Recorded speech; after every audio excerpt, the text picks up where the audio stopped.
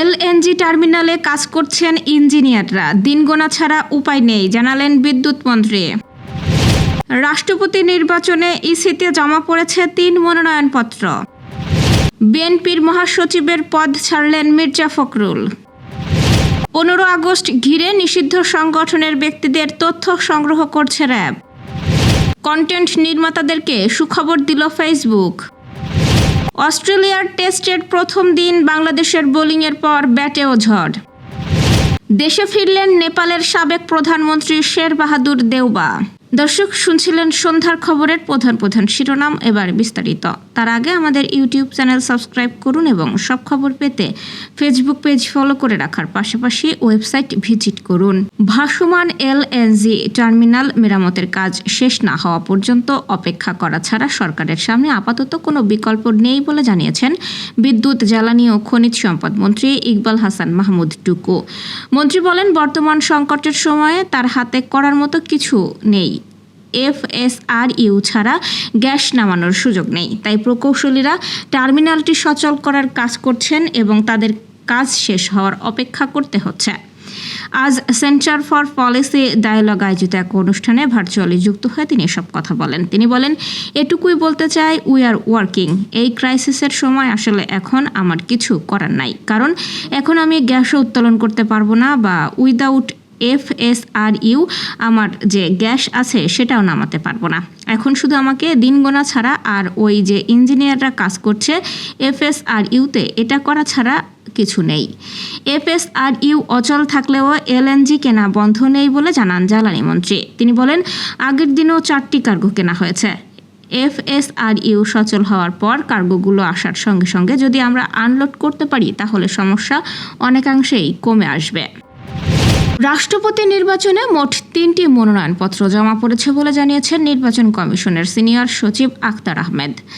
আজ সংবাদ মাধ্যমকে তিনি এই তথ্য জানান। আখতার আহমেদ জানান, জমা পড়া 3টি মনোনয়নপত্রের মধ্যে একটি বিএনপির মহাসচিব মির্জা ফখরুল ইসলাম আলমগীরের পক্ষে এবং 2টি কর্নেল অবসরপ্রাপ্ত অলি আহমেদ বীর বিক্রমের পক্ষে জমা দেওয়া হয়েছে।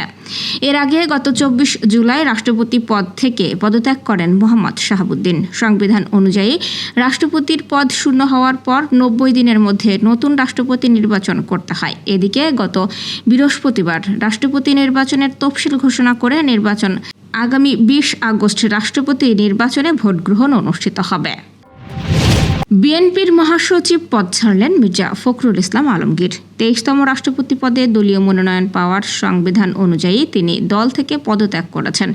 একই সঙ্গে দলের স্থায়ী কমিটির সদস্যর পদও ছেড়েছেন তিনি। আজ দুপুরে দলীয় চেয়ারম্যান তারেক রহমান বরাবর পদত্যাগপত্র জমা দেন তিনি। মির্জা ফখরুলের রাষ্ট্রপতি হওয়ার বিষয়টি আনুষ্ঠানিকভাবে সাংবাদিকদের নিশ্চিত করেছেন বিএনপির সিনিয়র যুগ্ম মহাসচিব রুহুল কবির রিজভী। তিনি জানান, ইতোমধ্যেই দল থেকে পদত্যাগ করেছেন মির্জা ফখরুল ইসলাম আলমগীর। রিজভী আরও জানান, দলের পক্ষ থেকে দুপুরের পর নির্বাচন কমিশনের মনোনয়নপত্র জমা দেওয়া হয়। আগামী 15ই আগস্ট ঘিরে সারা দেশে আইন শৃঙ্খলা পরিস্থিতি স্বাভাবিক রাখতে বিশেষ নিরাপত্তা ব্যবস্থা হাতে নিয়েছে র্যাপিড অ্যাকশন ব্যাটালিয়ন। এই লক্ষ্যে নিষিদ্ধ ঘোষিত ও কার্যক্রম নিষিদ্ধ সংগঠনের নেতাকর্মী, সন্দেহভাজন ব্যক্তি এবং উগ্রবাদী গোষ্ঠীর সদস্যদের বিষয়ে তথ্য সংগ্রহের পাশাপাশি গোয়েন্দা নজরদারি জোরদার করা হচ্ছে। আজ এক সংবাদ বিজ্ঞপ্তিতে র্যাব জানিয়েছে, 15ই আগস্টকে কেন্দ্র করে বিভিন্ন রাজনৈতিক দলের কর্মসূচি ঘিরে কোনো উগ্রবাদী গোষ্ঠী, নিষিদ্ধ সংগঠন বা রাষ্ট্র ও সরকার বিরোধী কুচক্রী মহল যেন নাশকতা বা অপ্রীতিকর পরিস্থিতি সৃষ্টি করতে না পারে, সেই জন্য দেশব্যাপী বিশেষ নিরাপত্তা ব্যবস্থা নেওয়া হয়েছে। র্যাবের বিশেষ নিরাপত্তা ব্যবস্থার অংশ হিসেবে প্রতিটি ব্যাটালিয়ন নিজ নিজ দায়িত্বপূর্ণ এলাকার নিরাপত্তা হুমকি পর্যালোচনা করে নিরাপত্তা পরিকল্পনা প্রণয়ন করেছে। একই সঙ্গে গুরুত্বপূর্ণ ও সংবেদনশীল স্থানগুলো চিহ্নিত করে সেখানে নিরাপত্তা জোরদার করা হয়েছে। সংস্থাটি জানায়, নিষিদ্ধ ঘোষিত ও কার্যক্রম নিষিদ্ধ সংগঠনগুলোর অপতৎপরতা ও গতিবিধির ওপর গোয়েন্দা নজরদারি বাড়ানো হয়েছে। পাশাপাশি গুরুত্বপূর্ণ এলাকায় সন্দেহভাজন ও নিষিদ্ধ সংগঠনের ব্যক্তিদের বিষয়ে তথ্য সংগ্রহ করা হচ্ছে। কন্টেন্ট নির্মাতাদের জন্য নতুন সুবিধা চালু করেছে ফেসবুক। আইফোন ও আইপ্যাড ব্যবহারকারীদের জন্য ক্রিয়েটর স্টুডিও নামে আলাদা অ্যাপ নিয়ে এসেছে প্রতিষ্ঠানটি। অ্যাপটিকে কৃত্রিম বুদ্ধিমত্তা ব্যবহার করে কন্টেন্টের কার্যকারিতা বিশ্লেষণ ও দর্শক বাড়ানোর পরামর্শ পাওয়া যাবে। ফেসবুক জানিয়েছে, কয়েক সপ্তাহ পরীক্ষামূলক ব্যবহারের পর বুধবার অ্যাপটি আনুষ্ঠানিকভাবে চালু করা হয়েছে। এতে যুক্ত হয়েছে এআই ভিত্তিক ক্রিয়েটর সহকারী। এটি নির্মাতাদের কন্টেন্টের ধরন, দর্শকের আগ্রহ ও কন্টেন্টের ফলাফল বিশ্লেষণ করে ব্যক্তিগতভাবে বিভিন্ন পরামর্শ দেবে। নতুন অ্যাপে কন্টেন্টের ফলাফল বুঝতে আলাদা করে বিভিন্ন পরিসংখ্যান বিশ্লেষণ করতে হবে না।